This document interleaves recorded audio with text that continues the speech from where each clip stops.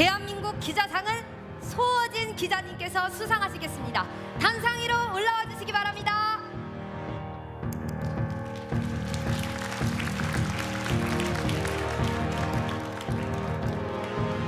네, 기자님 축하드립니다. 이어서 수상소감 한 말씀 부탁드리겠습니다.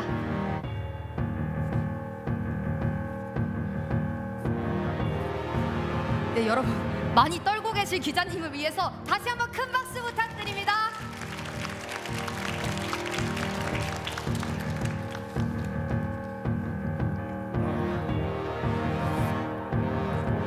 네, 안녕하세요. 소어진입니다. 감사합니다. 쟁쟁한 후보분들이 많이 계신 자리에서 제가 감히 이 상을 받아도 되는지 모르겠습니다. 이야기들은 저에게 말을 걸어옵니다. 기후위기, 난민 문제, 마지막으로 소수자들의 이야기.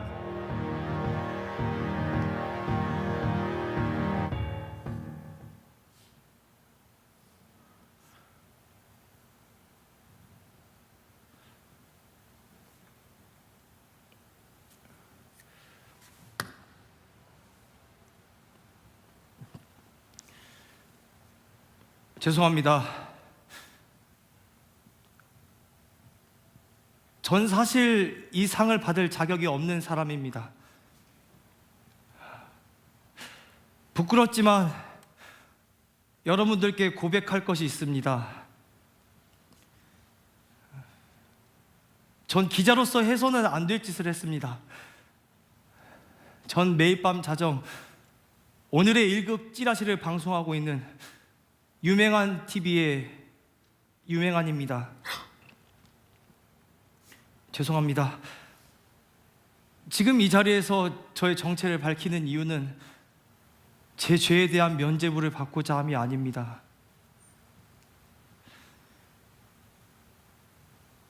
사람들은 말에 쉽게 속아 넘어갑니다. 그 말이 진실인지 거짓인지 중요하지 않습니다.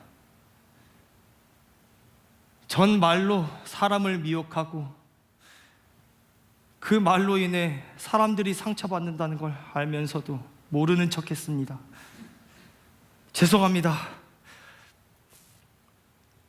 오늘 이후로 속죄하며 살겠습니다. 죄송합니다. 기자님, 기자님, 기자님, 기자님.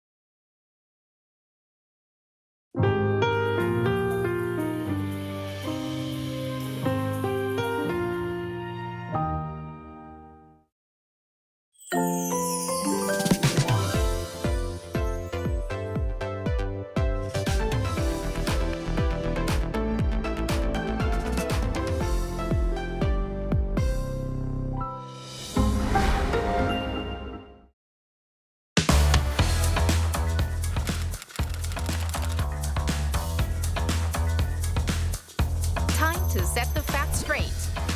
Get Korea right.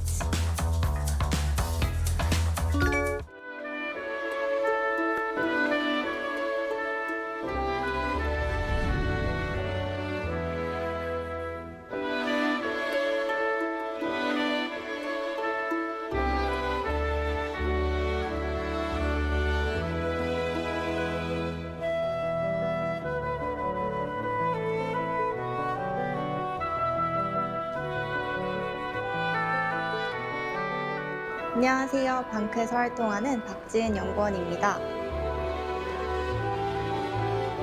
한글은 600년의 역사를 가진 우리나라 고유의 문자인데요.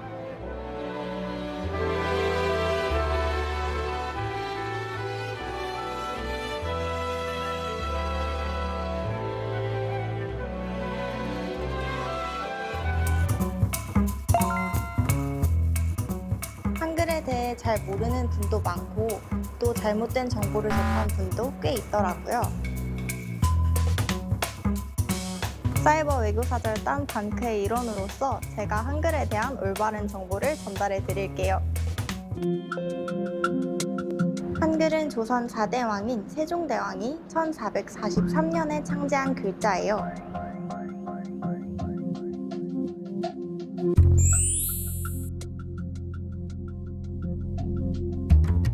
한글은 자음과 모음으로 구성되어 있는데요. 자음은 입술, 이, 목구멍과 같이 발음 기관의 모양이나 그 움직임을 본떠 만들었고요.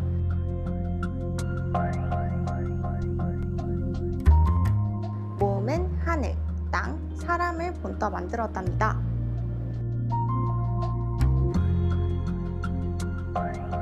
한글의 창제 원리와 사용법을 써놓은 훈민정음 해례본은 1962년 대한민국 국보로 지정되었고 1997년 유네스코 세계기록유산으로 등재되었습니다. 창적이고 과학적이며 아름다운 문자인 한글, 한국인의 위대한 문화유산입니다.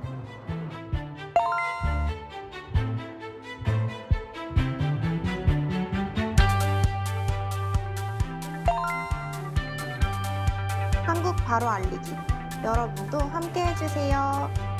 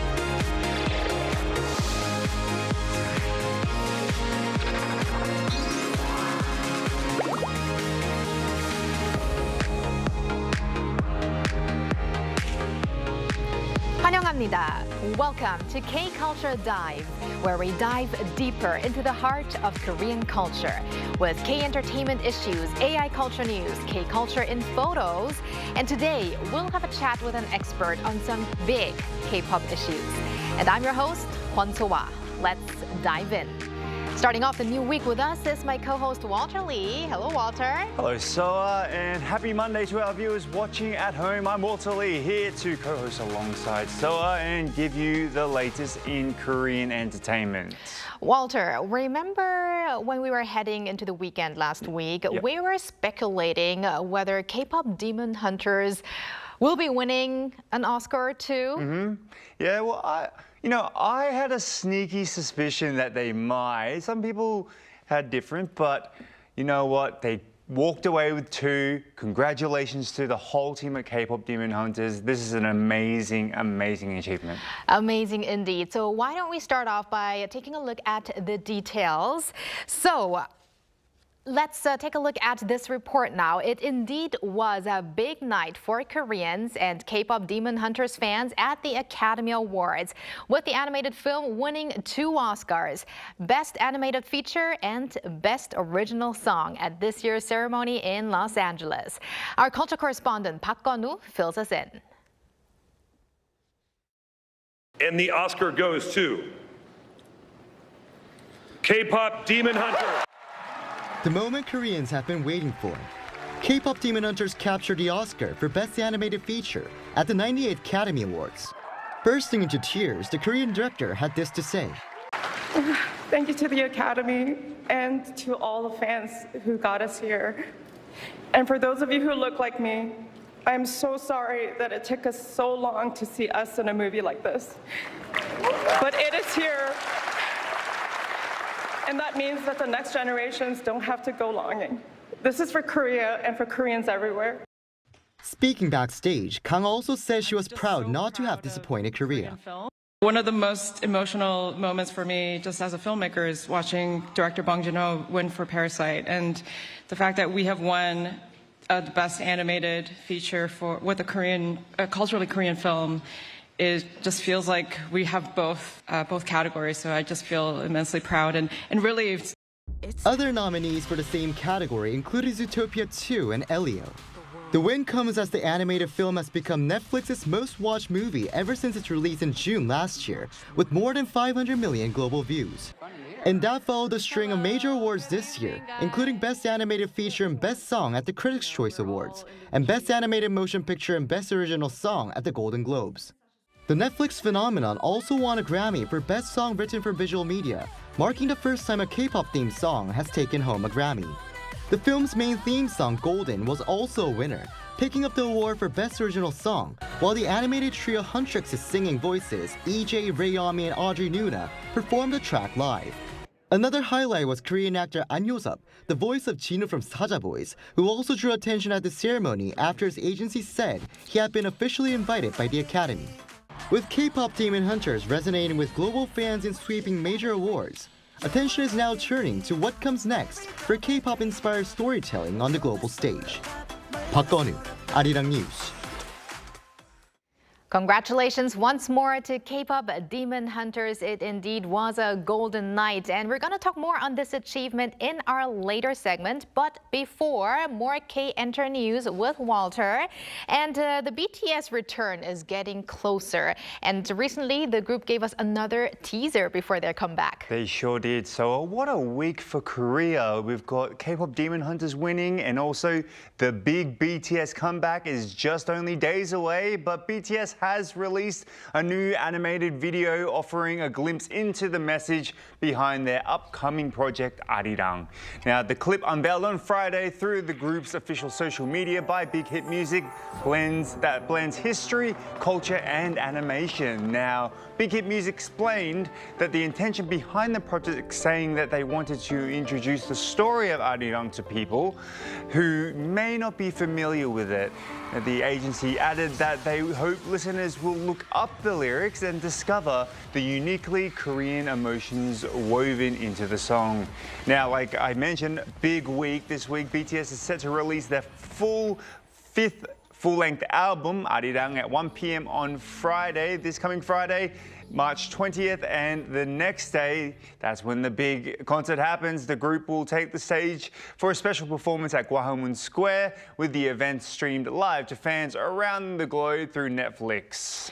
Right, and BTS is another topic that we're actually going to break down in depth in a bit. But before that, let's have some news on The King's Warden. Yeah, let's keep it on the movie side as well. The King's Warden continues its unstoppable run at the Korean box office after surpassing 13 million moviegoers. Now, the film pulled in roughly 1.25 million viewers over the weekend alone, propelling it to number 8 on the all-time Korean box office chart. Now, according to the Korean Film Council's integrated ticketing system, the historical drama attracted about 1.25 million viewers from March 13th to 15th. Now, dominating theaters with an impressive 76.4% share of the total box office revenue during that period. Now, its cumulative audience has now climbed to around 13.47 million, allowing this film to surpass major hits like The Veteran and 12:12 The Day. Now, The King's Warden is now the most watched Korean film released since the COVID-19 pandemic. What an achievement. And thank you very much, Walter, for those updates, and stick around. Will do. And now let's move on to our AI anchor, Arang, for more on the culture front. Arang. Thanks, Sua. Here's your AI guide to the latest cultural headlines from Korea. Let's begin with our top story. President Lee Jae-myung has voiced frustration over government support for the arts, saying assistance often fails to reach artists on the ground. Speaking at a meeting with local artists at the Changdong Art Village in Changwon, Gyeongsang-namdo Province, Lee pointed out that because the cultural and arts sector is highly fragmented into many subsectors, government support often stops midway rather than reaching working artists.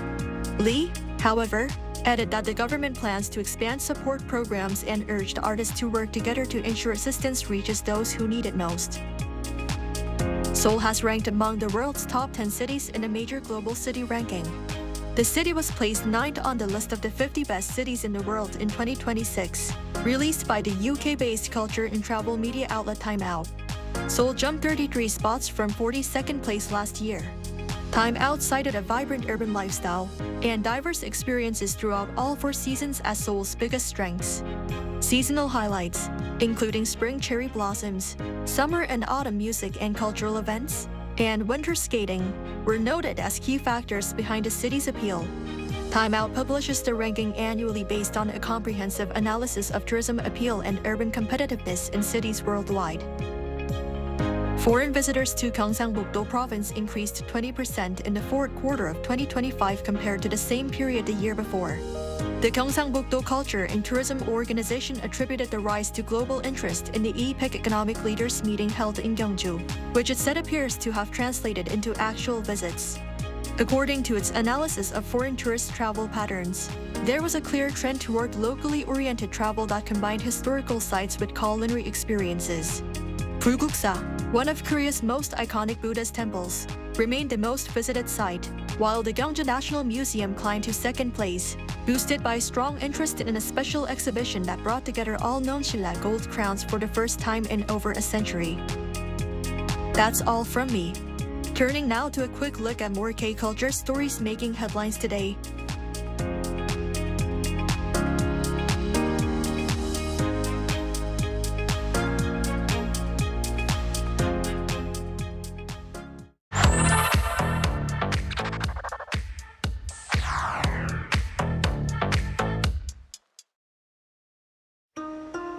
Through a single photo at a time, we take a closer look at culture in Korea. This is K-Culture in Photos.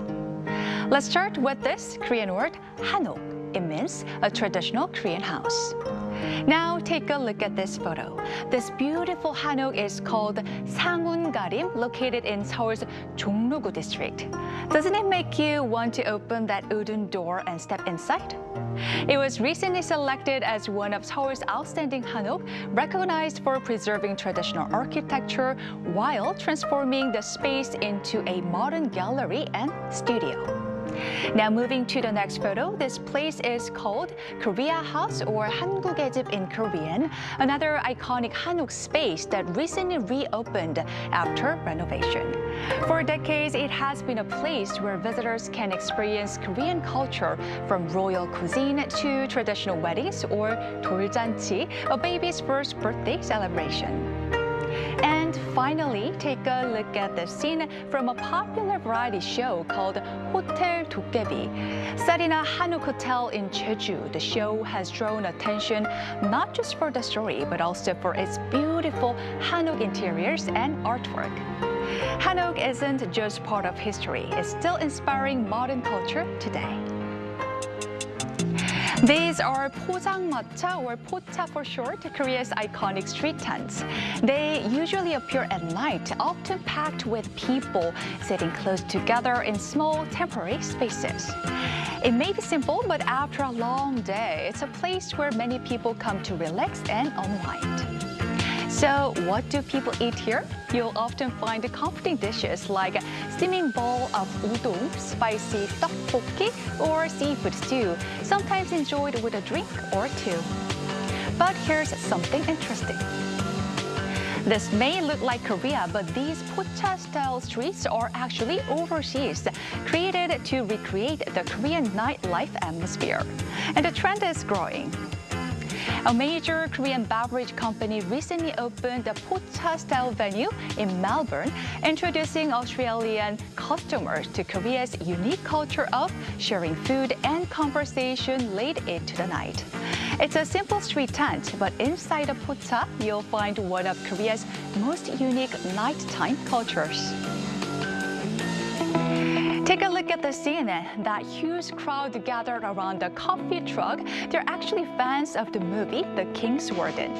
Film director Jang Hang-jun recently held a coffee truck event to celebrate his movie's success, personally handing out drinks and thanking the audience for their support. Judging by the smiles, the fans were thrilled to meet him and probably enjoy the coffee too.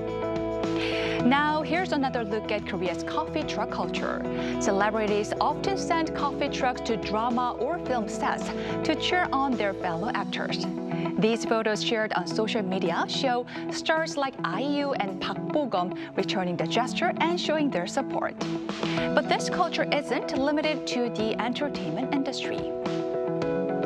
In one case, firefighters' children organized a coffee truck to surprise their parents, and the future residents of under-construction apartments have even sent coffee trucks to builders to say, please build our homes safely. A small cup of coffee, but in Korea, it's become a warm way to say thank you and cheer someone on. Those refreshing streams of water are a surge sign that spring cleaning season has begun across Korea. In one scene, maintenance crews are washing down a bus stop, while in another, residents line up for a free bicycle wash service offered by Seoul's 서초구 district. The program is designed to encourage safer and more enjoyable cycling as the weather warms up. In Seoul's Gwangjin-gu district, the mayor and local officials are also out on the streets, spraying water and scrubbing public spaces as part of a large-scale spring cleanup campaign.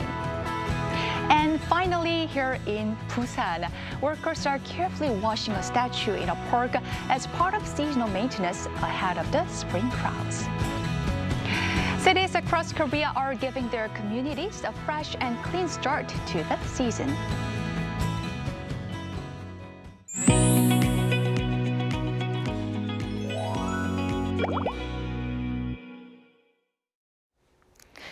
As we earlier reported, the presence of Korean content drew a lot of attention at this year's Academy Awards, with K-pop Demon Hunters winning big, receiving Oscars for both Best Animated Feature and Best Original Song.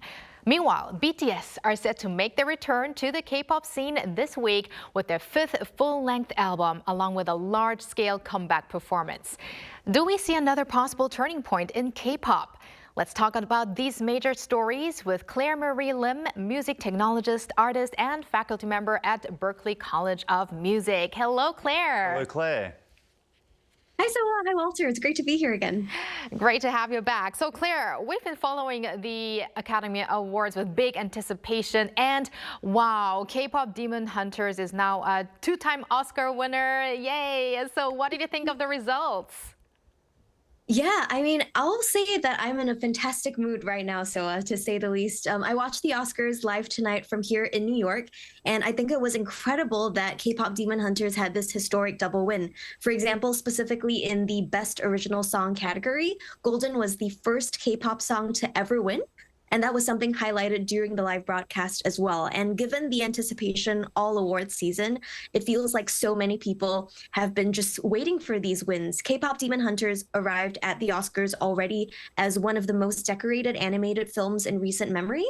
They already won awards at the Grammys, Golden Globes, Critics' Choice Awards, amongst many other accolades. So the fact that the film has been so heavily recognized, especially with a title that includes the term K-pop, I think that really signals that the Academy, in the case of the Oscars, has genuinely and finally expanded what it considers worthy of its highest honors. I mean, this is a Netflix animated film from a streaming platform, and it's like steeped in Korean culture and mythology, and it was able to beat out animated films from big studios, including Disney's billion-dollar Zootopia sequel. So I think that says something very powerful about where Korean popular culture is right now.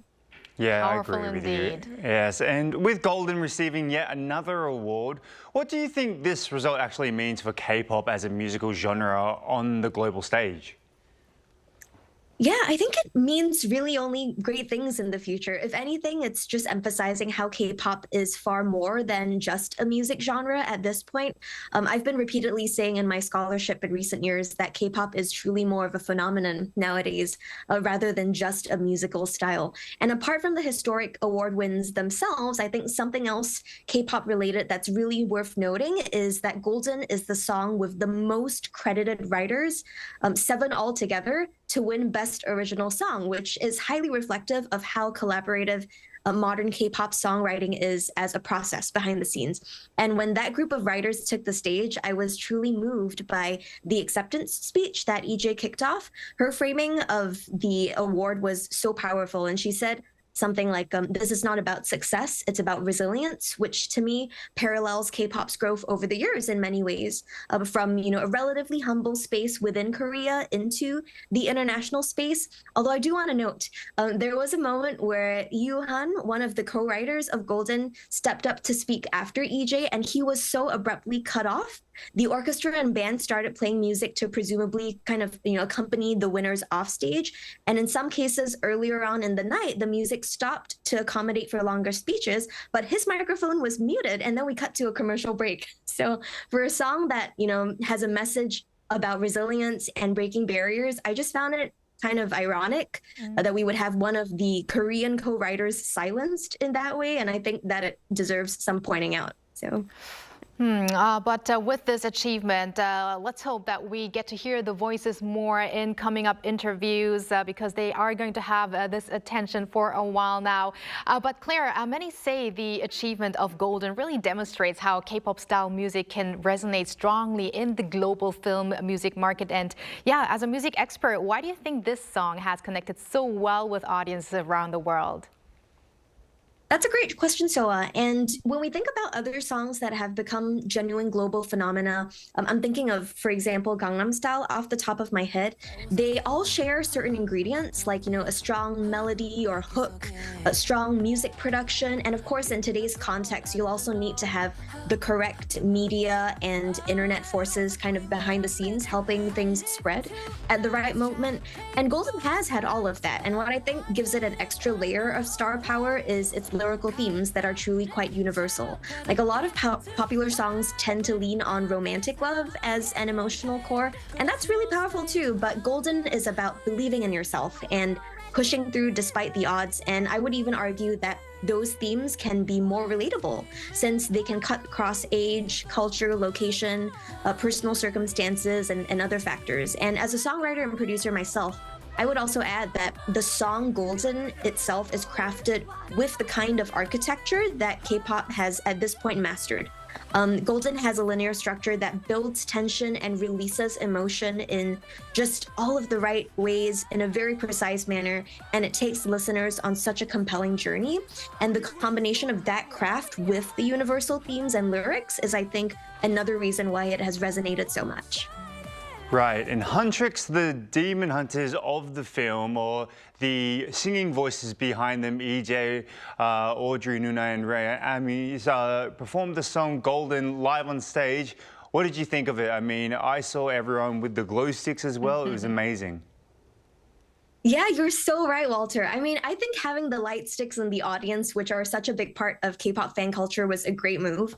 But even stepping back a little bit, I'll be honest, I was so moved that I teared up a little. It was just so inspiring to see these three powerful women singing out to the world. And even the other singers and dancers who performed with them and also in the intro before they took the stage were absolutely phenomenal. So overall, what strikes me the most really is the journey that these women have been on. In the context of the film, EJ and Audrey Nuna and Rayami started, behind the scenes, just providing the singing voices, like you said, with EJ, of course, also contributing to some of the writing for the songs. And then from there, they gradually built their presence, like their first live performance together on Jimmy Fallon's Tonight Show in October of last year was already a big milestone for them as a forward-facing trio. And then just months later, here they are at the Oscars. And I feel like that's just an incredible arc. It's very moving, and I think it carries extra weight knowing the challenges that the women faced in their musical journeys. Just now, I briefly mentioned EJ's acceptance speech, and something else that she brought up was this idea of, I think she said, growing up, everyone made fun of how she liked K-pop, but now everyone's singing along to the song, and they're also even singing Korean lyrics. So I think it's huge that she and the writing team and the production team have created the very song that put K-pop on the Oscar stage. And for every K-pop fan who has ever felt like an outsider in so-called mainstream music spaces, myself included, growing up, I would say that we were all represented on that stage too. Wow, so many emotional touching moments, and now K-pop is mainstream. So congrats to everyone again involved in K-pop Demon Hunters. And now, Claire, let's talk a little bit about the big event that's coming up. BTS is returning with their 5th full-length album this week. So what are your expectations? To be honest, so the anticipation for this album is unlike anything I've ever witnessed in K-pop in years, possibly ever at this scale, I think. BTS spent nearly 4 years apart, with each member growing individually through their solo work and, of course, also fulfilling their military service. And when artists go through that and then come back together, the music that results tends to carry a depth that pre-hiatus work doesn't really cover as much. So my expectation is an album that reflects these 7 people, the BTS members themselves, who have genuinely changed and grown over time, and them coming back together with something to say that they might not have been able to say before. And their fans and listeners of the world are so ready. And so are we. Now, the album title, ARIRANG, is also quite striking. We did get to hear a little bit of the melody of the traditional Korean folk song earlier when Walter reported on the little teaser that they brought out. So how do you think BTS might incorporate or reinterpret this traditional Korean sentiment in their music? Yeah, the thematic resonance, with this sentiment is going to be highly significant. If you listen to ARIRANG's lyrics carefully, at its emotional core, the song is really about separation and also the longing for a reunion. And I think that's pretty much exactly what BTS and their fans have lived with for the last few years. So BTS isn't just borrowing the term arirang randomly. They're intentionally engaging with its meaning. And considering that, I would say that my expectation is that the album would move between different parts of the emotional spectrum. Maybe some songs might explore melancholy and aching, but maybe also celebrations of joy. And in terms of music, thinking back to arirang and the traditional instruments associated with traditional Korean music, we might have some of those as well, or maybe even some retro influences from earlier decades of music woven into the contemporary BTS sound. And in the past, BTS and their team have really been great with this. They've shown us how skilled they are with honoring their cultural Korean roots while also speaking in a pretty universal musical language. A track that comes to mind, for example, is Idol, which was released in 2018. So I think the ARIRANG title of this album and the related themes will give the group a really solid comeback framework.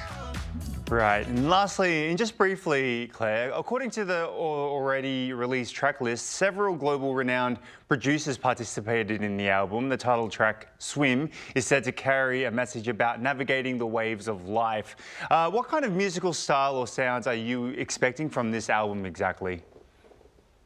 I'm so glad that you're asking me this, Walter, because when the roster of writers and producers was first released, I was just so excited by the possibilities of how this album could sound. And I think the list of people itself alone tells a fascinating story. You've got some really prominent producers like Mike Will Made It, bringing some hip hop influences. Flume is probably going to throw in some of his more signature organic electronic sound design elements. You've got Diplo as well, who's known for being really fluid in navigating different genres. And Ryan Tedder is one of the most emotionally intelligent pop songwriters, I would say, who's working today, and so many other collaborators beyond that. So when you look at this whole list, I think it's safe to expect some of these producers and writers' signature sounds and styles to show up. And I would anticipate a largely pop foundation that we know and love from BTS, but also having strong influences from these adjacent genres like hip hop and dance music and their various subgenres too. So I think it's wonderful that the BTS members also hold some songwriting credits on every track. We briefly talked about this just now too. And I think that suggests that they are very invested in the creative process themselves. For example, with Swim being teased as a song about moving through life's waves, and also with RM already participating in writing lyrics for that song, I think it will feel like a really good entry point, or re-entry point, I should say, for the group coming back to the industry. Something that's probably forward-looking and energetic, but maybe also carrying some emotional weight.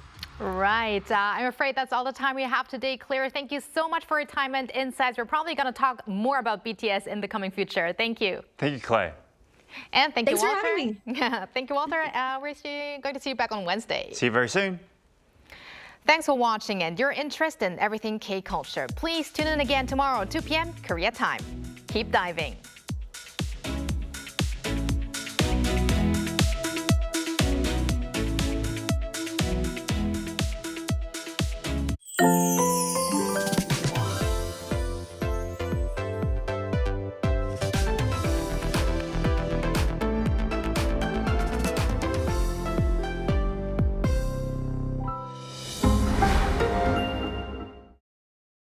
How to survive in Korea. Weddings. Step 0. Attire. As a guest, dress formal to business casual. Avoid wearing all white, shorts or going topless. Step 1. Arrival time. Arrive 30 minutes prior to the wedding ceremony. Too many cars, too many halls, too many people. There are many twists and turns. Take pictures and shake hands. And write your name vertically, not horizontally, in the guest book. Step 2. Or shibor. 50,000 won, 100,000 won, 150,000 won. Cash gifts are given in these units. Decide on the amount based on your relationship. Write your name vertically on the envelope. Step 3. Wedding etiquette. Fill up the front row. Guests have 3 duties to fulfill: clapping, cheering, and taking pictures. Step 4. Dining. Take off your jacket. This will be your seat from now on. Start with the not your everyday delicacies. Kobe-jjim. Yes. Bosa. Yes. Chili shrimps. Definitely yes. Kimbap. Yeah. Only if you can't live without it. No need to pile up food. You have more than one opportunity. Did you survive the wedding? Wait. Did someone catch your eye? What are you waiting for? You're looking fine today.